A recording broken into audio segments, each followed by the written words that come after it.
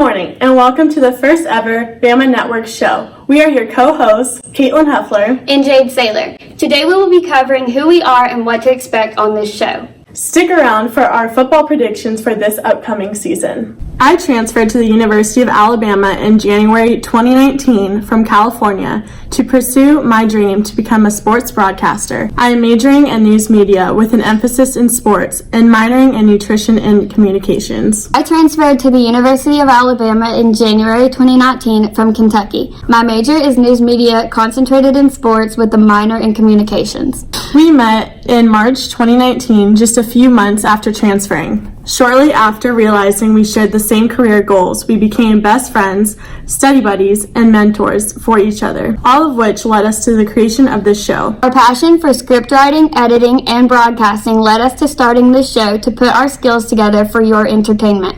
We hope to use this show as our starting platform to share with other sports networks in the future and a way to share our love for Bama sports with you. This football season, we will be filming breakdowns of each game. You can look forward to interviews with experts from their perspective and opinions. Post-home games, we will be posting videos every Monday. Due to traveling on Sundays, you can expect a video every Tuesday after away games.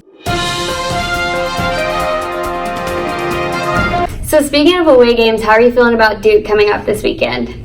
I think that despite Bama's injuries and suspensions, I think that we'll be able to win by a landslide. But now let's talk about the New Mexico game, which is our first home game. So last season, New Mexico State went 3-9 in the regular season, obviously didn't make a bowl game, and they're returning 14 starters, 8 on offense and 6 on defense. So I think it's just another easy cupcake game for Alabama to start the season. Now our third game of the season is against South Carolina, and we will be playing at South Carolina. Now they went 7-6 last year and lost their bowl game 28-0 against Virginia. South Carolina, however, has only taken 3 wins from Alabama out of 15 games since 1937. The last time the teams played was at South Carolina in 2010, and South Carolina took home that win 35-21. Although South Carolina quarterback Jake Bentley is better than 2010 quarterback Stephen Garcia, I don't think that Bentley has the talent surrounding him that Garcia had. Yeah, I completely agree with you. You can stay tuned for more in-depth predictions and analyzations as the season goes on and the games get closer, but for now we predict that Bama will go undefeated in the regular season,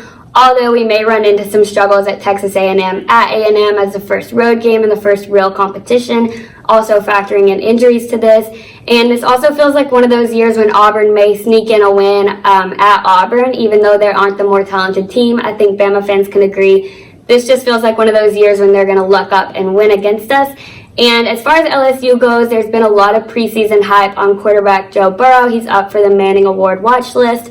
But for us, we're going to have to see him play the earlier games before we can make a prediction and see if he can live up to the hype. You know, if Bama can minimize their injuries and the freshmen can step up, although they have big shoes to fill, I think that we will have a successful season and we will meet Clemson in the playoffs for the 5th time. Yeah, I think most of College Football Nation can agree that it's going to be Alabama and Clemson in the playoffs, whether we meet in the playoff game to get to the national championship as we did the season before last, or whether we meet in the national championship as we did last year. Now back to our game this weekend against Duke. I think that they should be fine without their quarterback, Daniel Jones, who went 6th overall in the 2019 draft, although they will suffer short-term setback from loss of wide receivers. Well, what Duke did have last year was a defense that played at a top 50 level, although they really struggled generating pressure up front, which is going to be really hard to stop Tua and the offense because, as we saw last season, if Tua is given a lot of time in the backfield to read through his progressions, he will take that time to make a big play, and then I think we'll see a lot of what we saw last season with another high-scoring game because they're not going to be able to stop them. You know, so most are in favor of Bama winning this weekend. However, we did lose